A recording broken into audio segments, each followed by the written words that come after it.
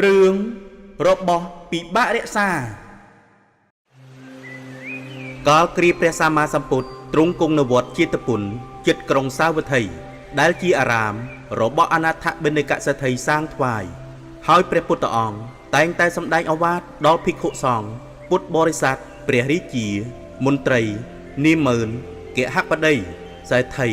អ្នកក្រកំសត់ទូរគុតជនដោយគ្មានការរើសអើងឡើយក្នុងសម័យនោះមានភិក្ខុមួយអង្គចង់សឹកទៅវិញព្រោះចិត្តនៅមិនទាន់ដាច់អាល័យពីអតីតភរិយានៅឡើយទើបព្រះពុទ្ធអង្គបាននាំយករឿងនិទានជាដកមកសម្ដែងដើម្បីអប់រំដល់ភិក្ខុអង្គនោះឲ្យឃើញថានារីពិតជាពិបាកក្នុងការថែរក្សាណាស់មនាលភិក្ខុតថាគតឬអ្នកមានបំណងចង់សឹកមែនទេបបិទ្ធព្រះអង្គដ៏ចម្រើនដំណើរនេះគឺដូច្នេះហើយក្រាបទូលចូលប្រាប់តថាគតមកតើអ្នកចង់សឹកដោយបំណងណាដើម្បីអ្វីទៅបបិទ្ធព្រះអង្គគឺថាខ្ញុំព្រះករុណានៅមិនទាន់ដាច់ចិត្តពីអតីតភរិយានៅឡើយទេក្រាបទូលដូច្នេះសូមព្រះអង្គមេត្តាសម្ដែងឱវាទជាទីកើតឡើងនៃបញ្ញាដល់ខ្ញុំព្រះករុណាផងណែភិក្ខុអ្នកជាមនុស្សអភ័ព្វណាស់បានចូលមកកាន់សំណាក់ព្រះសាសនានេះហើយនៅឡើយរកផ្លូវមិនឃើញទៀតណាស់ហើយចូលត្រង់ត្រាប់ដោយយកចិត្តទុកដាក់ចុះក្នុងការកន្លងទៅហើយ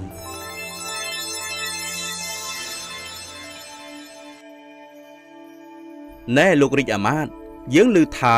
លោកគឺជាអ្នកពូកែលេងអុកណាស់បើដូច្នេះចូលមកលេងជាមួយយើងម្ដងមើលបបិទ្ធព្រះអង្គទូលបង្គំជាលេងអុកដែរតែមិនពូកែទីក្រាបទូលយ៉ាងណានេះជាកិត្តិយសណាស់ដែលបានលេងអុកជាមួយនឹងព្រះអង្គក្រាបទូលគ្រាមួយព្រះអង្គបានបបួលរាជអាមាត្យម្នាក់ដែលល្បីថាជាអ្នកពូកែលេងអុកដូចគ្នាមកលេងតទល់នឹងព្រះអង្គហើយនៅពេលដឹងខ្លួនថាចិត្តចាញ់រាជអាមាត្យទើបទ្រង់ចាប់ផ្ដើមសូត្រមន្តអាគមភ្លាមអីយ៉ាគាត់នេះពូកែគ្រាន់បើយើងវានឹងចាញ់ទៅហើយមានតែយើងសូត្រមន្តអាគមភ្លាមបើមិនដូច្នេះទេចាញ់គេអាម៉ាស់មុខស្លាប់ហើយដងស្ទឹងបឹងបួរទាំងឡាយតែងបត់បានវិវេព្រឹកព្រៃទាំងឡាយតែងមីដេដាស់ដោយដើមឈើនារីពេលនៅក្នុងទីអាត់កំបាំងតែងប្រព្រឹត្តអំពើរឿងខុសសិលធម៌នៅទីនោះកាលព្រះបាទព្រហ្មទត្តបានសូត្រមន្តអាគមនោះភ្លាមធ្វើឲ្យរាជអាមាត្យហាក់មានការវង្វេងស្មារតីធ្វើឲ្យព្រះអង្គអាចយកឈ្នះបានភ្លាមលុះអាមាត្យចាញ់អស់ប្រាក់ច្រើនពេកគេក៏រកមធ្យោបាយយកឈ្នះលើព្រះរាជាវិញម្ដងមិនកើតទេអញត្រូវទៅរកមធ្យោបាយយកឈ្នះព្រះអង្គឲ្យខានតែបានអូអញនឹកឃើញហើយអញត្រូវទៅរកវិធីបន្សាបមន្តអាគមរបស់ព្រះអង្គទើបអាចយកឈ្នះបានក្រោយមករាជអាមាត្យក៏រកវិធីបន្សាបមន្តអាគមរបស់ព្រះរាជាទើបគេខំស្វះស្វែងរកក្មេងស្រីមកចិញ្ចឹមទុកក្នុងផ្ទះឲ្យនៅក្នុងប្រាសាទ5ជាន់ដោយគ្មាននរណាដឹងឡើយបន្ទាប់មកក៏បានយកនាងធ្វើជាប្រពន្ធបបិទ្ធព្រះអង្គដ៏ចម្រើនទូលបង្គំមកនេះគឺដើម្បីសូមលេងអុកជាមួយនឹងព្រះអង្គទៀតអូលោករាជអាមាត្យមានអីយើងកំពុងតែអបសុកផងព្រោះគ្មានដៃគូលេងជាមួយយូរហើយដងស្ទឹងបឹងបួរទាំងឡាយតែងបត់បែនវិវេព្រឹកព្រៃទាំងឡាយតែងមីដេដាស់ដោយដើមឈើ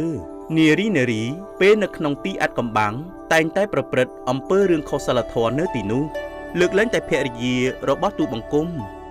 ក្រោយពីមន្តអាគមសាបទៅព្រះរាជាក៏ចាញ់រាជអាមាត្យរហូតអស់រាជទ្រព្យជាច្រើនទើបព្រះអង្គស៊ើបរកទាល់តែបានដឹងពីអាត់កំបាំងរបស់រាជអាមាត្យហើយចាត់ឲ្យអ្នកលេងម្នាក់លួចទៅរកជួបនឹងភរិយារបស់អាមាត្យនោះ